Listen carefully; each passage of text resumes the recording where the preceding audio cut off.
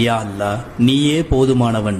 எனக்கு எது நன்மை தரும் என்பது உன்னை விட வேறு யாரும் அறிந்திட மாட்டார்கள். யா அல்லாஹ், பிரார்த்தனையில் என்ன கேட்க வேண்டும் என்று என் உதடுகளுக்கு தெரியாத போது என் உள்ளத்தின் உச்சரிப்பை கேட்பாயாக. யா அல்லாஹ், என்னை நேசிக்கும் உள்ளங்கள் எனக்காக கேட்கும் துவாவை கபூல் செய்வாயாக. நான் நேசிக்கும் உள்ளங்களுக்காக நான் அவர்களுக்காக கேட்கும் துவாவையும் கபூல் செய்வாயாக.